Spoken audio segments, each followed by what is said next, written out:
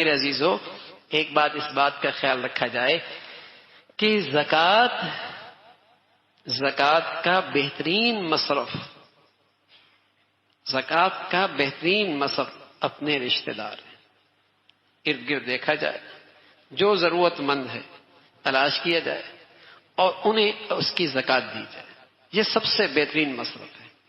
زکوٰۃ کا فریضہ بھی ادا ہوگا اور دوسرا میرے عزیزو صلہ رحمی کا ثواب بھی ملے گا، صلہ رحمی کا ثواب ملے گا۔ اور دوسرے نمبر پہ زکوٰۃ کا سب سے بہترین مصرف وہ دین کی خدمت کے اور دین کی حفاظت کے، دین کی اشاعت کی جتنی شکلیں ہیں اس میں مال خرچ کرنا، یہ زکوٰۃ کا بلکہ صدقہ اور خیرات کا سب سے اعلیٰ مصرف ہے۔ اس کی برکت سے بھی دگنا ثواب ملتا ہے۔ ایک ثواب تو ملتا ہے زکوٰۃ کی ادائیگی کا اور دوسرا ثواب ملتا ہے صدقہ جاریہ کا، دین کی اشاعت اور حفاظت کا۔ بلکہ جتنی بڑھیا آپ کی زمین زرخیز ہوگی خرچ کرنے کی، جتنی زرخیز ہوگی آپ کے مال کے خرچ کرنے کی، اتنا اجر ملے گا۔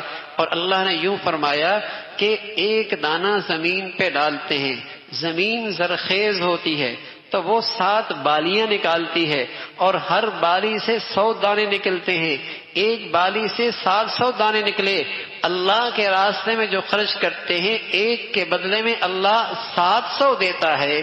لیکن فرمایا نہ بس نہیں، واللہ یضاعف لمن یشاء، اگر وہ زمین زرخیز ہے جہاں آپ کا مال اور پیسہ لگا ہے، آپ نے تو مال لگا دیا زرخیز زمین پر اور اس مال سے ایسا آدمی تیار ہوا جس نے سینکڑوں حافظ تیار کر دیے، جس نے سینکڑوں گھروں کے اندر قرآن کا نور پہنچا دیا، جس نے سینکڑوں دلوں کے اندر ایمان کی روشنی پیدا کر دی، جس مال سے سینکڑوں اسلام کے داعی اور خادم پیدا ہو گئے، جس کی برکت سے اسلام کے مبلغ اور دین کے خدام پیدا ہو گئے، آپ کی نے مال خرچ کیا ایسی زرخیز زمین پر، تو اللہ کہتا ہے واللہ یضاعف لمن یشاء، پھر تو 700 گنا نہیں، اتنا بڑھا دوں گا جتنا پھر اللہ چاہے گا، پھر جتنا اللہ چاہے گا۔ آپ نے ایسی زرخیز زمین پر وہ مال لگایا جس کے بدولت سینکڑوں لوگ حافظ بن گئے، ہزاروں لوگ اسلام کے داعی بن گئے اور سینکڑوں گھروں کے اندر ایمان کی روشنی آ گئی۔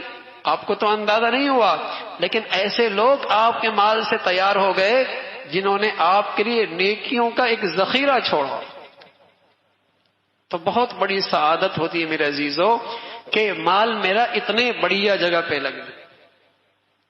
تو دین کی خدمت، دین کی اشاعت، دین کی حفاظت کی جتنی شکلیں ہیں، یہ آپ کے مال کا سب سے بہترین مصرف۔ رشتہ دار صلہ رحمی کا ثواب ہے اور پھر یہ مصرف ہے جس سے آپ کے لیے صدقہ جاریہ ہے اور دین کی حفاظت کی شکلیں ہیں۔ تو میرے عزیزو، مسلمان کی شان ہے وہ سخی مزاج ہوا کرتا ہے۔ پہلے تو مسلمان اپنے حلال مالوں سے اور اپنے مال کے تہائی حصے سے دین کے لیے وقف کیا کرتے تھے، لیکن اب تو رہا سا وہ واجب اور زکوٰۃ کے مصرف ہے۔ اگر وہ بھی مسلمان خرچ نہیں کریں گے تو میرے عزیزو اللہ کا دین تو زندہ رہے گا لیکن ہم محروم ہو جائیں گے۔ اللہ کا دین تو زندہ رہے گا جب تک اللہ کو منظور ہوگا، لیکن ہم محروم ہو جائیں گے۔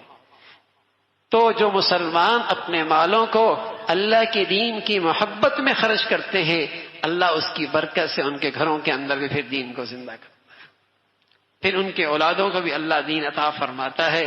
تو میرے عزیزو، مال خرچ بھی کیا جائے اور پھر اللہ سے قبولیت بھی مانگے۔ علماء نے لکھا کسی عمل کے کامل ہونے کے لیے 3 شرطیں۔ ایک شرط تو یہ ہے کہ کتنی بھی بڑی نیکی کر لے، خیال کرے کہ بہت چھوٹی کی ہے، خیال کرے کہ بہت چھوٹی کی ہے۔ اور دوسرا یہ کرے کہ جس قدر مخفی نیکی کر سکتا ہے کرے۔ اور تیسرا فرمایا اس نیکی کے بعد اللہ سے قبولیت بھی مانگ لیا کرے، تو اللہ رب العزت اس نیکی کو کامل بنا دیا کرے، اللہ اس نیکی کو کامل بنا دیا کرتے ہیں۔ تو اللہ رب العزت بھائی ہمیں مال خرچ کرنے کی بھی توفیق نصیب فرمائے اور اللہ اسے قبول بھی فرما لے.